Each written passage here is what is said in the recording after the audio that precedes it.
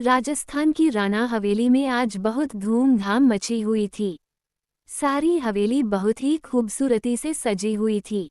हवेली के हॉल में एक 45 से 50 के बीच की औरत राजस्थानी कपड़ों और गहनों से सजी सभी नौकरों को जल्दी जल्दी काम करने को बोल रही थी। अरे जल्दी जल्दी हाथ चलाइए, हल्दी आज ही है, सारा काम आज ही करना है।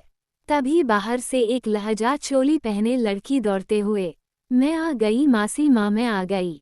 जैसे ही वो औरत उस आवाज को सुनकर पीछे पलटी, एक लड़की को अपनी ओर इस तरह भागता देख उसे पहचानने की कोशिश कर रही थी। वो लड़की उस औरत के गले लगकर, मासी माँ हम आ गए, हमने आपको बहुत याद किया। और अपने वो औरत जो और कोई नहीं, हमारे हीरो की माता श्री अवंतिका जी थी। उन्हें ये आवाज तो जानी पहचानी लग रही थी, पर वो उसे पहचान नहीं पा रही थी। वो उसे खुद से अलग करके उसके चेहरे को ध्यान से देखती हैं तो चौंक कर, नंदिनी तुम बेटा, ये क्या हाल बनाया है तुमने अपना? ये तुम गांव की लड़कियों की तरह तैयार होकर क्यों आई हो? एक पल के लिए तो हम तुम्हें पहचान ही नहीं पाए। तभी पीछे से एक लड़की की आवाज आई, जैसा देश वैसा भेष। मतलब हम कुछ समझे नहीं रोशनी बेटा, अवंतिका जी ने पूछा। मतलब आंटी जी, अपनी लाडली का कहना है कि जैसे यहाँ के लोग रहते हैं वो भी वैसे ही रहेगी, वैसे ही बोलेगी और कपड़े भी वैसे ही पहनेगी। अवंतिका जी ये सुनकर नंदिनी की तरफ हैरानी से देखती है। वो मुस्कुराकर उन्हें ही देख रही थी। उसने काले रंग का राजस्थानी घाघरा चोली पहना था। अपने लंबे बालों की चोटी की थी जिसमें से कुछ लटे उसके चेहरे पर आ रही थी। अपनी बड़ी बड़ी काली आंखों में उसने गहरा काजल लगाया था। हाथों में चूड़ियां पहनी हुई थी। उसे ऐसे देख वो भी खुद को मुस्कुराने से नहीं रोक पाई। तभी सीढ़ियों से एक हैंडसम सा लड़का अपने 3 पीस सूट में नीचे ही आ रहा था। नंदिनी का चेहरा उसकी ही तरफ था। उसे देखकर उसकी आंखें चमकने लग गई। उसे अपने पीछे ऐसे चमकती हुई आंखों से देखता पाकर अवंतिका जी भी उसी ओर देखती हैं। अपनी बेटे को देखकर वो, अरे ये क्या शिव, तुम आज के दिन कहाँ चल दिए, आज तुम्हारी हल्दी है। उनकी बात को बीच में ही काट की, माँ हम ऑफिस जा रहे हैं और वैसे भी हल्दी शाम को है, तब तक हम आ जाएंगे। इससे पहले कि कोई कुछ और बोल पाता, नंदिनी जल्दी से शिव के बाजू को पकड़ कर, अरे ये सजना, हम इतनी दूर से तुम्हारे लिए आए और तुम बिना हमसे मिले कहाँ चल दिए। हम थारे को कहीं नहीं जाने देंगे। खुद से किसी लड़की को ऐसे चिपकते देख शिव गुस्से से, कौन हो तुम और ये क्या बोले जा रही हो? तुम्हें अंदर किसने आने दिया? अवंतिका जी तो ये देखकर अपनी ही जगह जम सी गई थी। रोशनी उनके पास आकर लो हो गई इसकी नौटंकी शुरू। उसकी बात सुनकर अवंतिका जी अपने होश में आई और अपने बेटे को इस तरह चिल्लाते देख बोल पड़ी, शिव बेटा ये नंदिनी है, हमारी दोस्त माया की बेटी जो अमेरिका में रहती है, और ये इसकी दोस्त है। हमने तुम्हें बताया था ना। अपनी माँ की बात सुनकर वो शांत होकर उनकी ओर देखता है। उनके पास रोशनी को देखकर वो उसे ही उनकी दोस्त की बेटी समझ लेता है।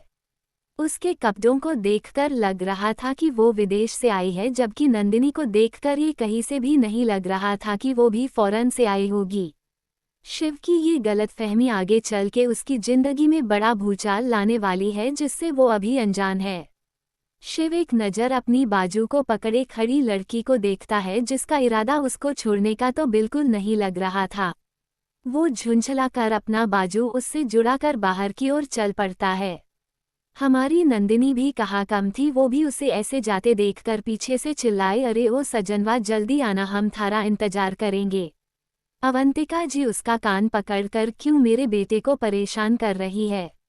अरे अरे मासी माँ, मेरा कान छोड़ भी दो, कहीं आपके हाथ में आ गया तो मैं बिना कान के अच्छी नहीं लगूंगी। वो उसका कान छोड़कर, अच्छा ये बता तू अकेली क्यों आई, बाकी लोग कहीं नहीं आए? अरे आपकी दोस्त ने आपको बताया नहीं? क्या नहीं बताया? अवंतिका ने पूछा। यही कि डॉक्टर साहिबा अपनी मेडिकल कैंप पर गई है, वहां से आते आते उन्हें 1 महीना लग जाएगा। और रही बातें उसके पति और बेटे की, तो वो दोनों उनके बिना कोई नहीं आते जाते, तो रही मैं, तो मैं आ गई और मेरी जासूसी के लिए इस रोशनी की बच्ची को भी भेज दिया। अरे आप ये सब छोड़ो और ये बताओ कि बाकी सब कहाँ है?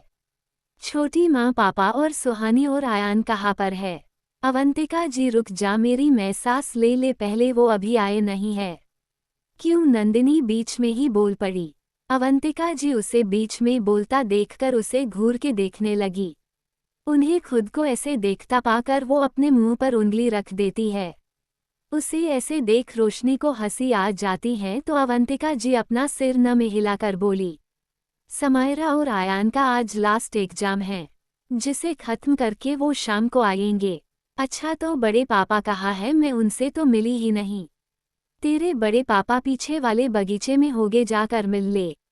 अभी उन्होंने अपनी बात पूरी भी नहीं की थी कि वो भागती हुई हवेली के पीछे की ओर चल पड़ी। रोशनी और अवंतिका जी तो उसे देखती ही रह गई। वो भागते हुए बिछे वाले गार्डन में पहुंची जहां एक अच्छी खासी हाइट का शख्स कुछ लोगों से बात कर रहा था। उसकी पीठ नंदिनी की ओर थी। नंदिनी उन्हें पीछे से ही पहचान गई कि भी उसके बड़े पापा है। वो दौड़कर उनकी पीठ पर जाकर चढ़ गई। ऐसे अचानक से वो शख्स संभल नहीं पाया और 2 कदम आगे की तरफ हो गया, पर खुद को जल्दी ही संभालकर अरे हमारी राजकुमारी आ गई, ये बोलकर वो उसे गोल गोल घूमने लगे। नंदिनी भी खिलखिलाकर हंसने लगी। उसकी हंसी पूरे गार्डन में गूंज रही थी। महेंद्र जी उसे नीचे उतारकर उसे अपने सामने कर उसे गले से लगा लेते हैं। नंदिनी, हमने आपको बहुत मिस किया बड़े पापा। महेंद्र जी, हमने भी। कुछ देर ऐसे ही गले लगाने के बाद वो खुद से उसे अलग कर ऊपर से नीचे तक देखकर अरे वाह, ये लगी ना अब आप राजस्थानी छोकरी। ये सुनकर नंदिनी खुश होकर सच में बड़े पापा हम अच्छे लग रहे हैं। मासी माँ तो हमें पहचान ही नहीं पाए थे। महेंद्र जी, वो अब बूढ़ी हो गई है ना, इसलिए। ये बोल दोनों हंसने लग जाते हैं। महेंद्र जी अपने साथ खड़े लोगों को जो कहा है वो टाइम से हो जाना चाहिए। जी मालिक बोल सब वहां से चले जाते हैं और महेंद्र जी भी नंदिनी को लेकर अंदर की ओर बढ़ जाते हैं।